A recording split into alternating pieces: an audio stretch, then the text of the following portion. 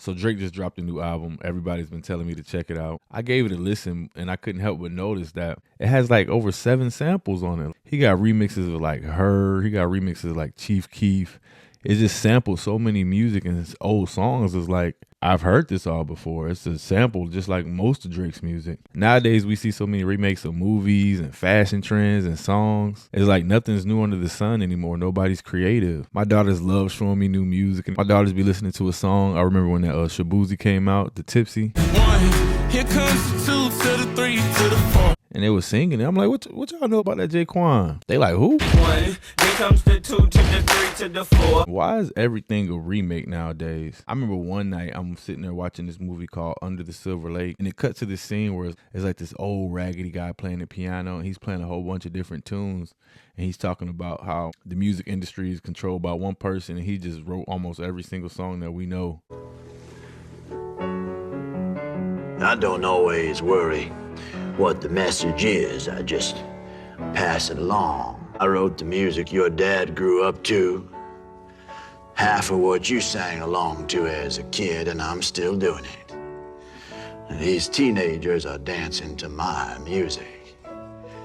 I want it that way. Tell me why. You're telling me there's hidden messages in old pop songs? Movies, television shows, everything you know. I don't care what's fashionable or cool. It's all silly and it's all meaningless. I created so many of the things that you care about. The songs that give your life purpose and joy. When you were 15 and rebelling, you were rebelling to my music. Uh-oh, that song was not written on distorted guitar. No, I wrote it here on piano somewhere between a blowjob and an omelet. There is no rebellion. There's only me earning a paycheck. I don't believe you. Well, good, because the real message was not meant for you. So it's better if you just smile and you dance and you enjoy the melody. Because this ugly old man, me, I am the voice of your generation. Your grandparents, your parents, and all the young people that follow. But I remember watching it and I was like, what if he's right? There is a lot of samples and stuff going on nowadays in the music. What if it really is only controlled by just a few people? If you haven't seen it, go check out my last video. I made a video talking about the companies that actually own the labels, how they own the private prisons, and seeing that it's a small group of people that own the labels who have an agenda. I have 2 theories of my own on why we keep hearing the same songs over and over again. My first theory is, since these companies already have the rights and ownerships to the music, it's easier to release the same song over and over again that you have the rights to. Instead of having to bring in new writers and new beat makers, you already own the rights to these songs, so you can go ahead and just release the same thing. So you got these 80-year-old men who own all these portfolios of music, so they don't have to work anymore, and they control the labels. They're just like, hey, make this song over and over again. So you're basically just recycling your money over and over again without any creativity or any work. The sampling is getting to the point where it's out of hand too. I mean, pretty soon we'll be sampling the sample that was already sampled. Labels don't care about creativity anymore. They're just trying to play on your nostalgia. They know that the song works already. It's a hit already. So the music of my childhood, the music of uncles and dad's childhood is the same music of our granddad's childhood. It's the same hits over and over again. They know it works. It's a proven spell. They don't care about new hits. They want familiar hits, something that they know is going to hit. They just pull it out the portfolio, throw some auto-tune on it. There you go. You got your familiar hit. It's a really smart business model. The crazy part about it is some songs have been made up to 5 times. It's songs that I thought was original that was already made in the 70s and 50s. Yeah, cause girls is players too. DJ Precise. Can't nobody take my pride. Can't nobody hold me down. Oh no. You better check yourself or you wreck yourself, cause I'm bad for your health. I come real stealth, dropping low. Push me, cause I'm close. I don't know if you're playing me, keep it on the low.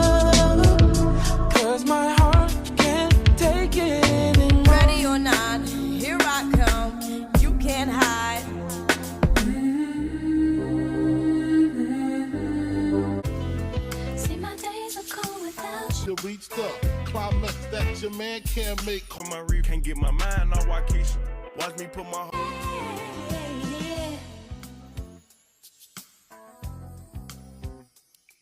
If the artist were to go out and make new music, then the label wouldn't own rights to that song, or they'll have to pay for beats and they have to pay for writers. When, as a label, if you own an artist, instead of allowing them to go off and be creative, you just keep feeding them the same songs over and over again so you can make your money and you have control over that artist. My second theory, which I think is the most important theory than number one, even though money makes the world go round, I really think that these songs already have subliminal messages in them. They're tuned to a certain frequency. The beats have certain frequencies and megahertz to them that can brainwash us and control us and indoctrinate us to do certain things. So not only do they get to make money off the same songs, they get to keep casting the same spells on every generation over and over again. A proven spell that they scientifically put a song together that they know works and they know will have that messaging for us subliminally that they're trying to feed us.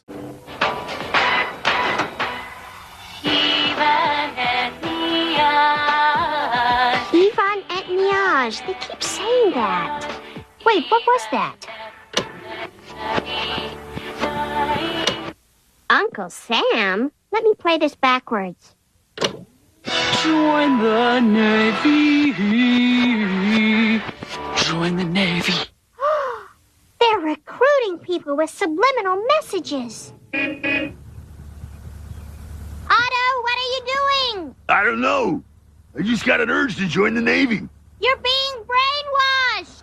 Yeah, probably. Ivanette Niage. I used to work in retail, Target and stuff like that, and I remember the songs on the speakers used to just play over and over and over again. I mean, some of them still like my jam to this day, but then you'll leave the retail store and you go to the mall and you hear those same songs, and you go to the Shell and you hear those same songs at the gas station, and you're wondering why they're playing these songs, because they set a certain tone, set a certain mood for us to make us want to spend money or make us feel mellow during the holidays. Did you know in the mid-1900s, music was changed? Music used to vibrate and resonate at a certain megahertz, which was 432, which is known to be like calming and relaxing. It's just a natural calming megahertz. For some reason, the radio stations changed, and now they blast out the music at 440 megahertz. And according to some studies, it makes people like anxious and stressed out and moody. It makes you easier to control. Beware of the 440 hertz frequency. Now, it is widely known that any mainstream music streaming service has their frequencies dialed in at 440 hertz. However, what you might not know is that by listening to that exact frequency, you have unknowingly turned off the important side of your brain. Well, you see, 440 hertz shuts off the right side of your brain, which essentially prevents you from doing anything creative, but instead forces you to use the left side of your brain, which is rather logical. But if you think that's too far-fetched, further studies have shown that the 432 hertz frequency also has the ability to rewrite DNA and heal the body.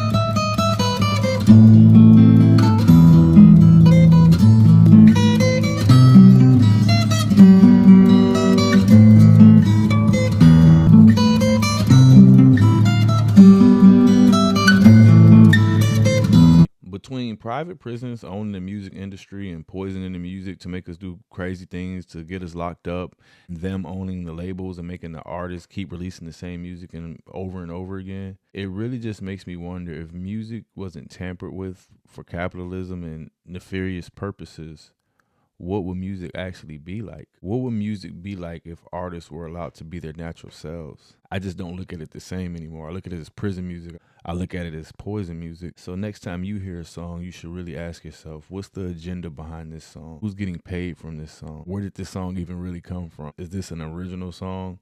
Probably not. But if you do want to listen to music, I suggest that we start supporting our independent artists, going to music showcases, using SoundCloud and YouTube, and trying to find underground artists, people that haven't been tainted or don't have an agenda behind their music. If you're a music artist, just try to understand the music business, understand how to tune your music to the 432 megahertz, and try to make something different, and understand when you do start blowing up, not to sell your songs to these people, just so your music can remain pure and untainted.